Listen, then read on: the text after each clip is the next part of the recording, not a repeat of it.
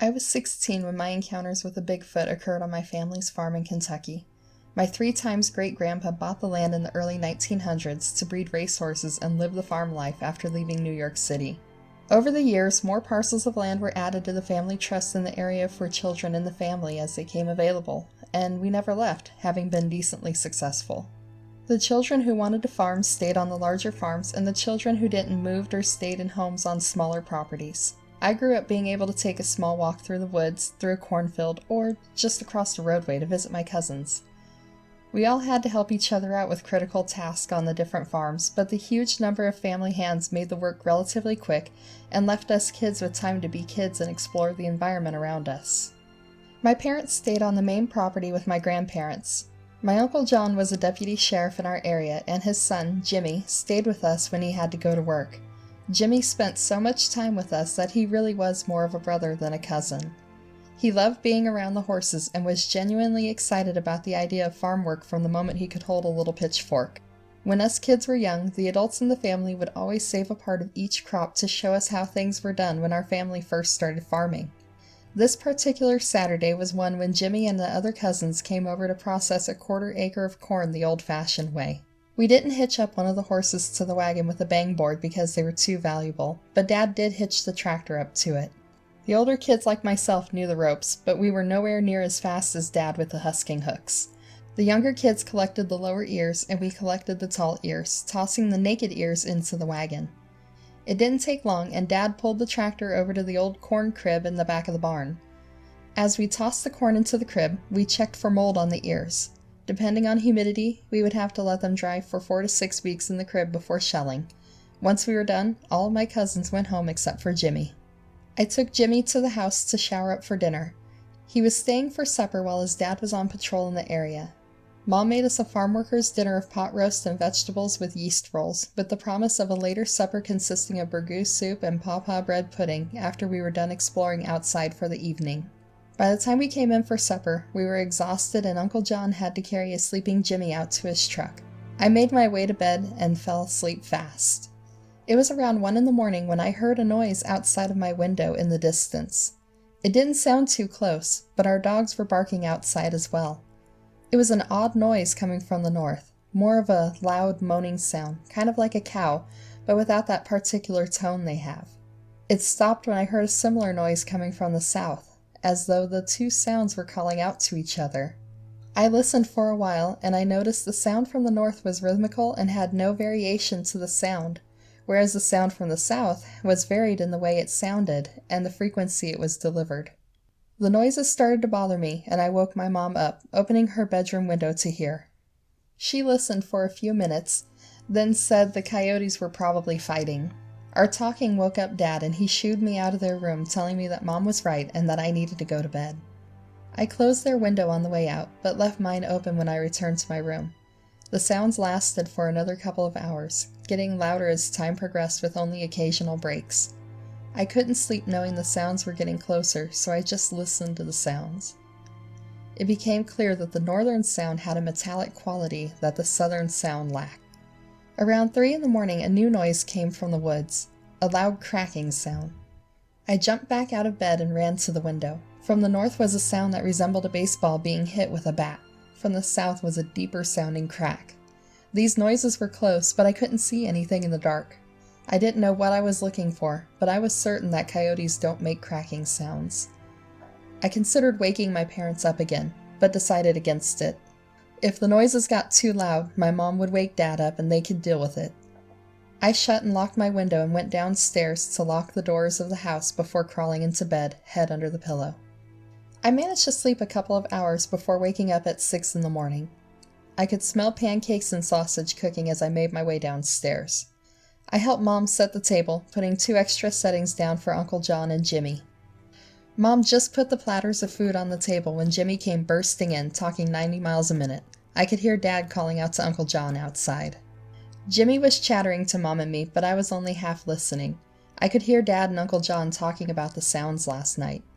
He wasn't able to sleep after I woke them up, and by what he was describing, he heard exactly what I heard. Uncle John told Dad there was a lot of traffic coming into our area when he came to pick up Jimmy the night before. He didn't recognize any of the vehicles, but it wasn't entirely unusual to see a group heading out to the woods near our home.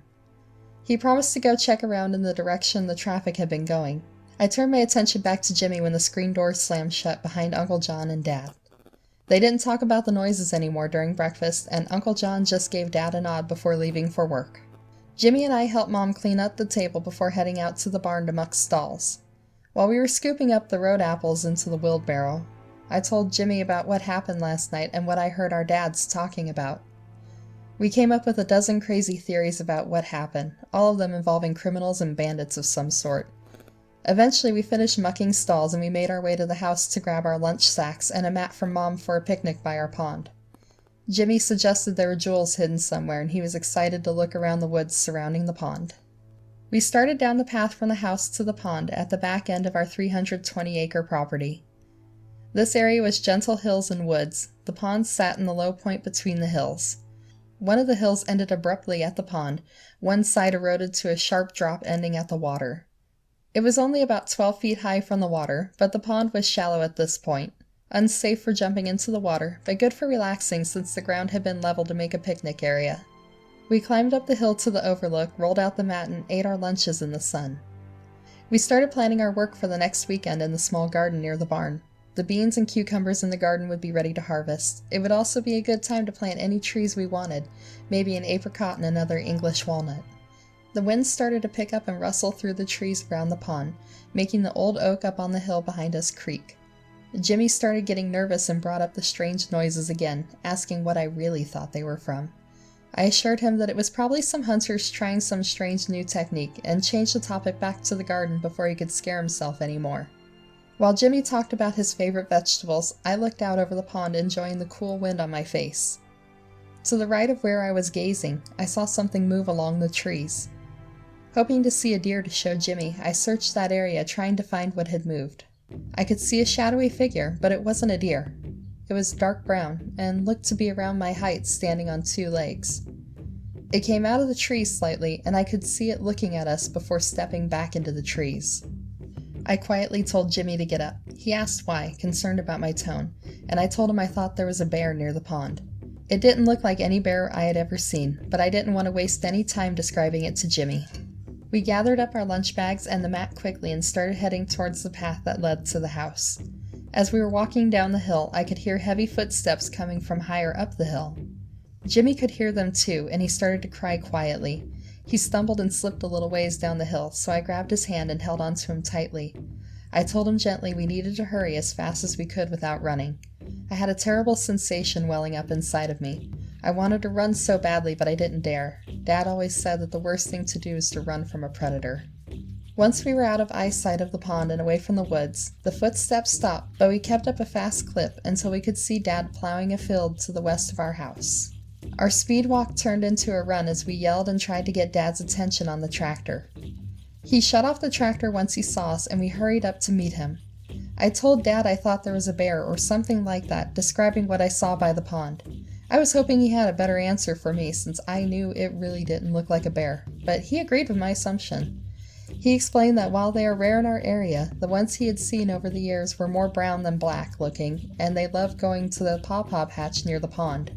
I told him that the legs looked long, and I didn't see a snout, but he dismissed what I said, saying that the mind can play tricks on you when you see something from a distance. Dad squatted down in front of Jimmy and ruffled his hair, telling him there was nothing to be afraid of here, before standing up and getting back on his tractor. Jimmy and I started walking towards the house, talking about what had happened. We agreed that we should avoid the pond area until the pawpaws were done for the season.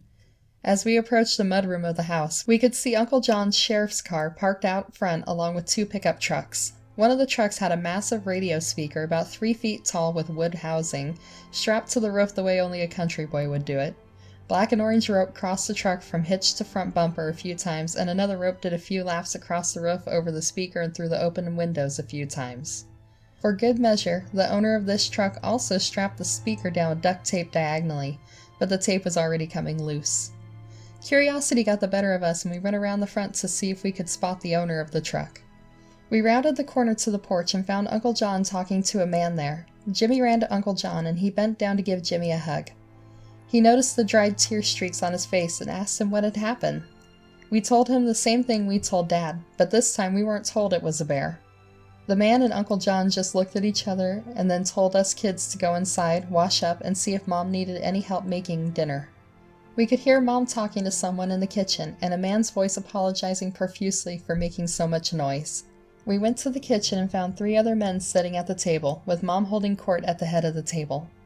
She told them to stop apologizing as Uncle John and the other man came into the kitchen from behind us and took a seat at the table with the other men. Uncle John asked the men why they thought Bigfoot was here.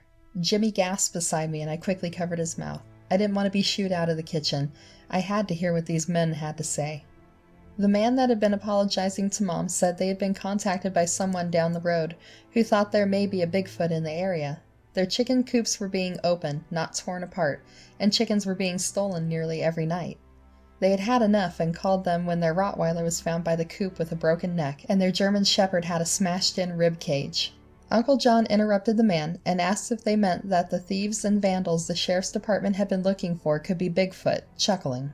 One of the other men at the table said that there were cars broken into, but nothing was taken. What else could it be, he asked. I could tell from Uncle John's demeanor that he was not taking the Bigfoot theory as seriously as these men. Mom asked the men to stay a while to eat sandwiches with Uncle John, and she made room for us kids at the table. Jimmy started asking questions about Bigfoot, and these men were happy to answer. They talked about the reports from our area and how they use call broadcasting with the giant speaker on the truck to try and get a response from Bigfoot. He said they use a recording of Bigfoot howls and wait for a response. If that doesn't work, they do another thing called wood knocking. Uncle John asked them what wood knocking is. He explained how Bigfoot uses sticks to knock on a tree to make a knocking sound to communicate over long distances. To mimic the sound, he said they use a slim log with a hole drilled into one end to amplify the sound and vet wrap on the handle to cushion the grip. I asked the men if they were the ones making the noises last night, and they all started talking excitedly at once. They said they've never heard so much action in their lives as they did last night. They said it's usually dead wherever they go. A good night might be one wood knock, and that's it. The man from the porch asked me where I saw the bear on 2 legs, and I described where it was. He asked me to describe what I saw to the men around the table, and they listened intently, asking questions as I went along.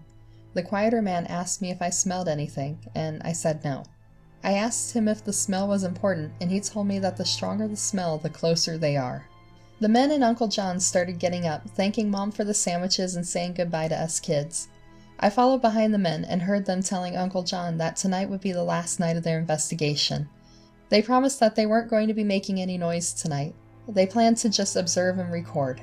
Uncle John warned them that if they caused any more trouble tonight, he was going to have to tell them to leave the area. Mom rushed out the door to offer them some leftover pancakes from breakfast, and they took up her offer, promising to bring back her Tupperware in the morning. After dinner, Uncle John came back to take Jimmy home, and I promised to have the trees ready for us to plant next weekend. I cleaned up for the night and went to bed, falling asleep fast listening to the gentle night noises outside. Around 2 a.m, I was jarred awake by a loud knock and that loud bellowing sound. I went to the window and listened. The noises were coming from the north again, but there were no responses from the south. I knew Uncle John was going to be mad. They'd promised to keep quiet tonight. I closed my window and went back to bed, only faintly able to hear the noises outside. I woke up and got ready for school the next morning. I could hear Uncle John and several other voices talking in the kitchen as I made my way downstairs. I knew the men were coming back to give Mom her Tupperware, but they were talking to Uncle John instead. Uncle John was telling them they needed to go, but the men were claiming it wasn't them who made the noises during the night. Their claims were falling on deaf ears, though, as he made it clear that he didn't believe them. The quieter man chimed in that they could prove it, that they had pictures. He said they had placed a game camera near the boundary of our property by the pond, and Mom's pancakes in the camera view. He said something triggered the camera and took some photographs. The pancakes were gone, but there were marks that looked like a handprint on the paper plate.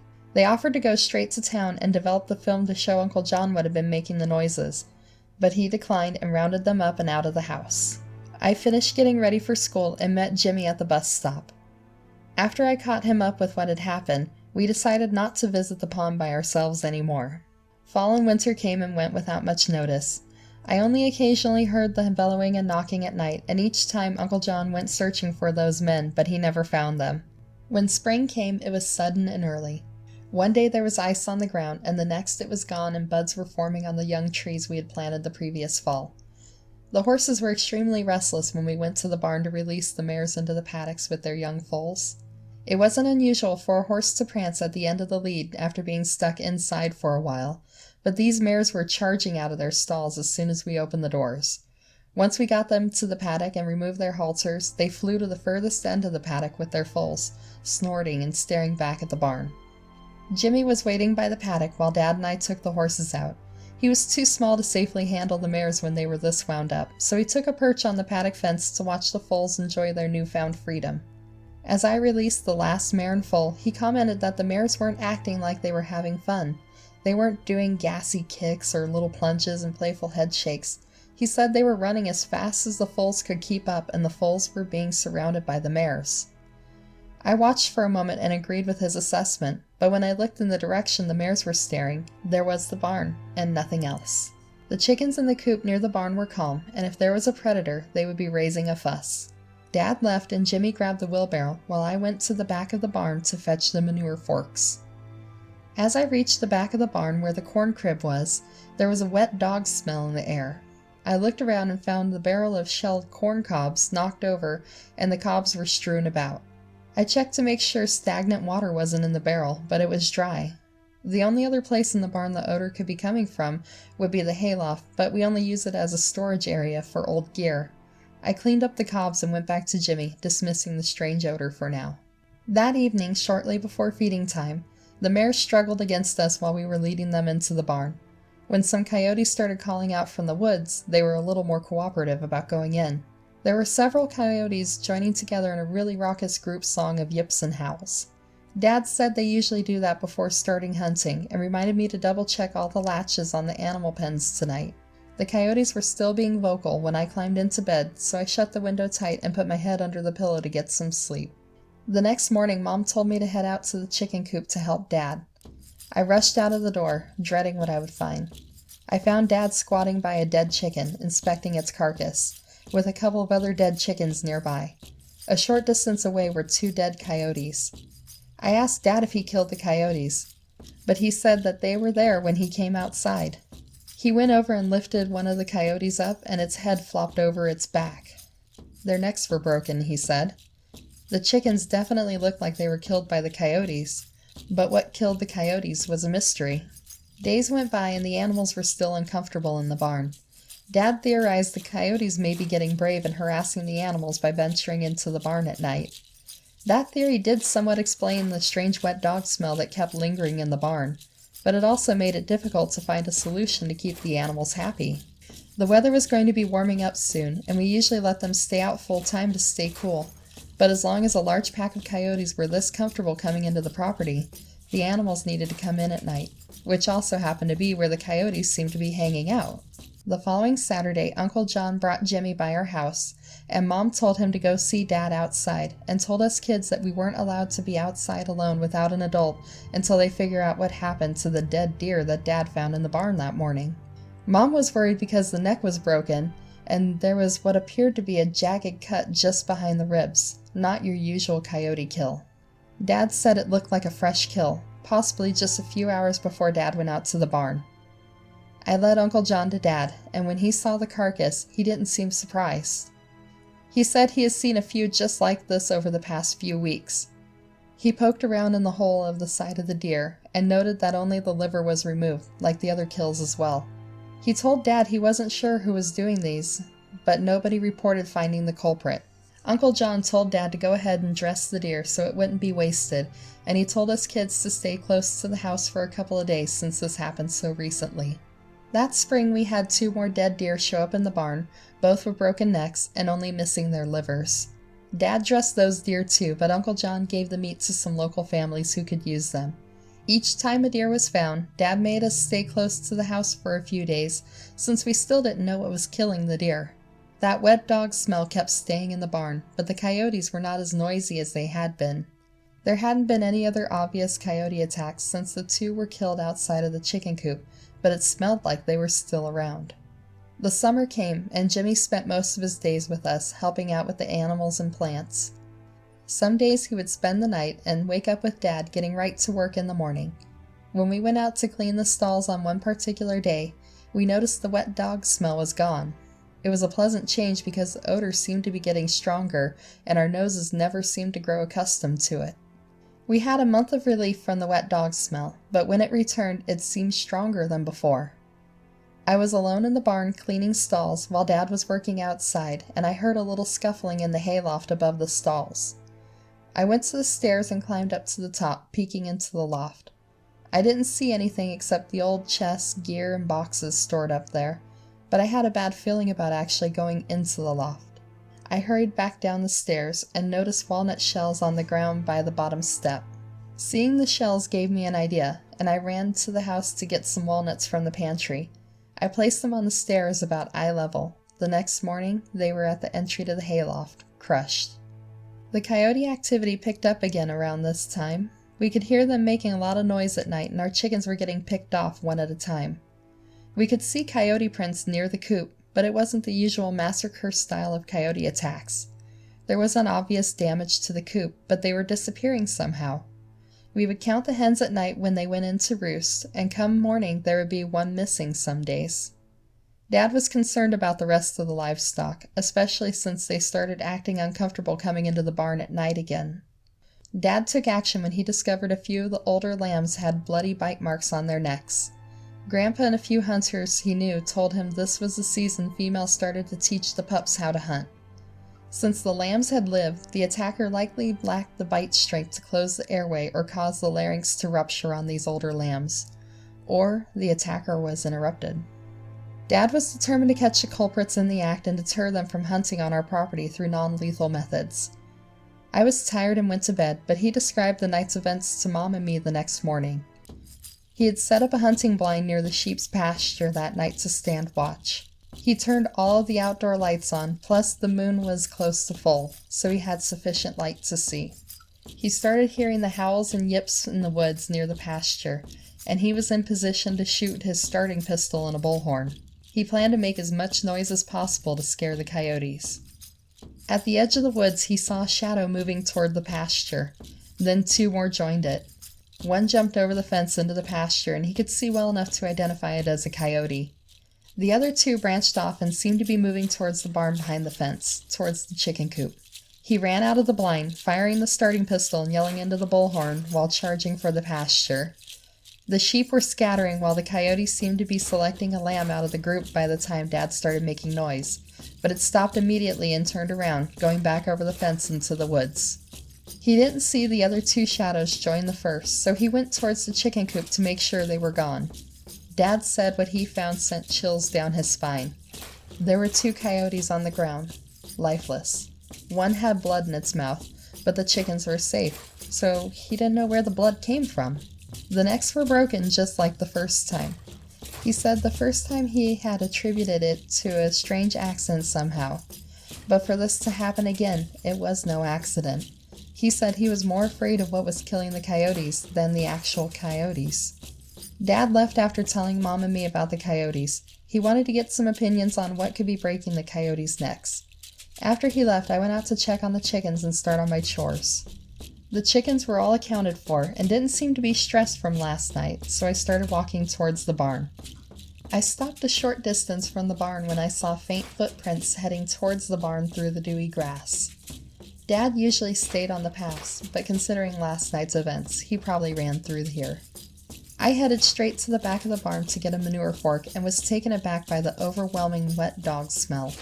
I heard a grunt and what sounded like snoring coming from the loft. I looked up towards the entry, and my eyes were drawn to a bloody handprint on the stairs. I thought that Dad had probably gone up to the hayloft after touching the dead coyote with the blood in its mouth. He must have finally set a trap for whatever had been stinking up the barn. I don't know what possessed me, and looking back now, I should have left quietly, but I had to know what was up there. I was expecting to see something like a raccoon in a trap, but that was not what was there. I peeked my head into the hayloft, and right there, about arm's reach away, was the animal that matched the hunter's description of a Bigfoot for the most part. The hunters had described it as a humongous beast, but he wasn't a massive animal. He He looked to be around 6 foot or so, about a head taller than me. Looking back now, I know it was probably a young one, and I don't know for certain if he was really a male or female, but I feel he leaned more male. His body was covered in dark brown hair, and his chest was broad, but it seemed to only have a small rise, not like what I would suspect if there were breasts under the hair. And the groin region had significant bulk, but I couldn't clearly see anything there. The arm I could see looked normal length in the bicep, but the forearms looked disproportionately long, and the entire arm was bulky. I could see one foot clearly, the other was back a bit. His foot was large and covered with hair on top, except for the toes, where there was dark skin. The toes were spread out wide, but the foot still looked human-like. It reminded me of a friend of my dad's who refused to wear shoes most days of his life. He did look somewhat like a human in the face, but his head looked large in proportion to his body, and it seemed to transition from shoulder to head, as if his trapezius muscles were excessively large. The top of his head was higher than a human's, but it didn't look like the height was a high forehead. It was part of his skull, if that makes any sense. His lower jaw came out a little further like a person who had an underbite, but I didn't see his teeth to know for certain. His brow had a large ridge that crossed his entire forehead, and it made his eyes look recessed deep in his face. His eyes were closed, and his rhythmic breathing looked like he was sleeping. I could see what looked like blood under the massive hand that was on the floor near me. This animal was the source of the blood on the stairs. I couldn't see a wound on the back side of his hand. The injury was probably on his palm. But I could see the skin looked taut, like it was swollen maybe. It looked like a regular hand, but it was far larger than any I had ever seen.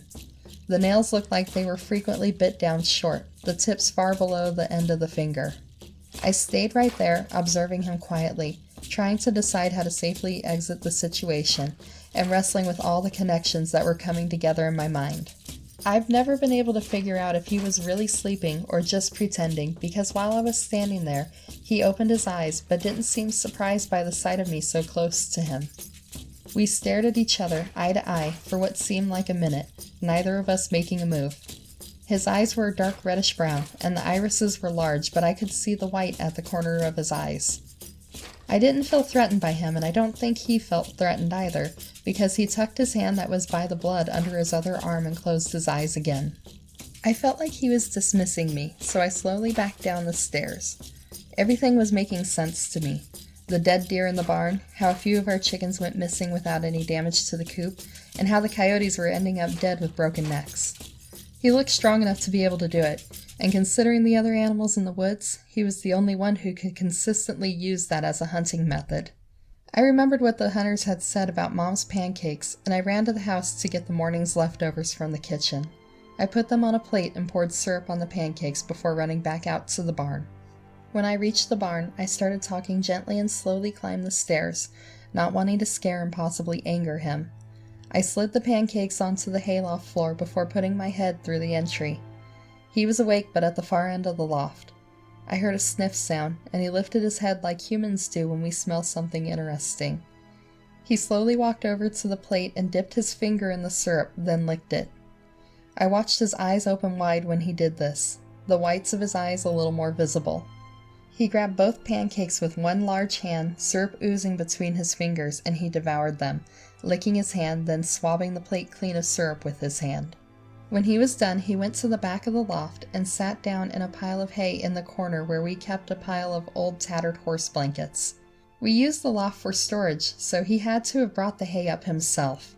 I kept my interactions with him a secret. Dad wasn't the type to just shoot an animal unless he planned to eat it, but this was a unique situation. I felt this animal was okay with me, probably because I was a female, but also I'm not an imposing person. Dad was kind, but he was tall and strong from decades of farm work. He could look terrifying, and I was scared of how they both might react to each other. An animal is usually pound for pound stronger, and this one was already larger than Dad.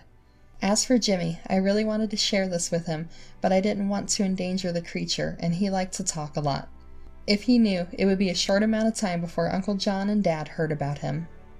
Every day I would leave leftovers and other foods in the loft for him to find, but I tried to largely leave him alone. He seemed to like walnuts the best, always leaving shells picked clean at the bottom of the stairs. I knew I shouldn't be feeding a wild animal, but I also wanted him to be well fed enough to leave the chickens alone. I knew it may encourage him to stay around, scaring the animals in the barn, but my concerns about feeding a wild animal were unfounded. Over the next couple of months before winter, there would be days that the food would remain untouched. Eventually, the food stopped disappearing completely, and the wet dog smell was gone from the barn. I finally decided to go into the loft, instead of just peeking my head in for a look, and there was no sign of him. The coyotes stopped coming around too, and there have been no other animal attacks since I had my face-to-face encounter. After cleaning stalls one morning, I asked Jimmy if he wanted to hang out at the picnic area by the pond. Since I was sure it was the Bigfoot by the pond the time we were scared out of the area, I wasn't concerned about going to the pond anymore, but Jimmy always said no. This time he warily agreed, and we started walking out to the pond after grabbing food from the house. As we passed our garden and trees from last year, he pointed out that the young English walnut tree was missing. There was a small crater in the ground, but the tree was nowhere to be found. I shrugged it off, but I was sure I knew who had taken the tree. The leaves of an English walnut have a sweet smell, and he probably figured out the little sapling was the same as the mature tree. We reached the picnic area and took our seats on the mat for Mom, relaxing and talking about whatever came to Jimmy's mind. We were there for about 15 minutes when I heard a knock in the distance. I remembered the researchers knocking and responses from those noisy nights, and I got up, looking for a large stick to knock, with Jimmy following me down to the edge of the pond with his own stick, and we both struck the tree 3 times. We stopped to listen and there was no response. Jimmy asked how long it would take the researchers to find us, and I told him we should just relax. They were probably too afraid of his dad. We sat on the ground with our backs against the tree, and I nodded off as Jimmy chattered away. I was startled awake by a couple of loud knocks.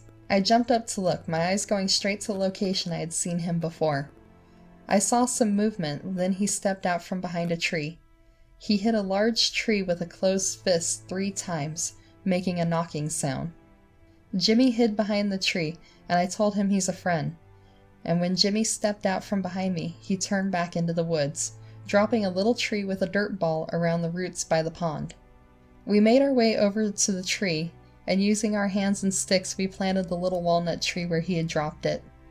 Jimmy looked scared, so he left as soon as we were done.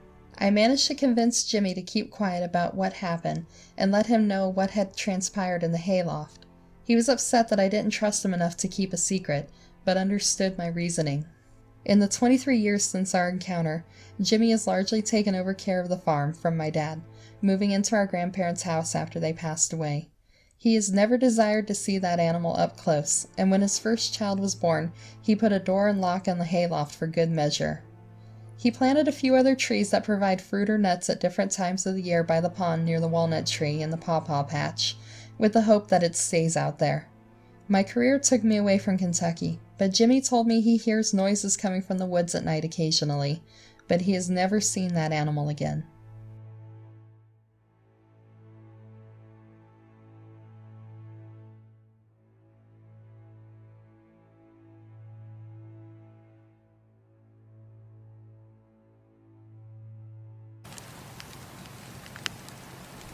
Well, everyone, thanks for listening to Squatchable's Campfire Stories. Let us know what you think of this story in the comments below, and we'll see you there. And don't forget to like and subscribe.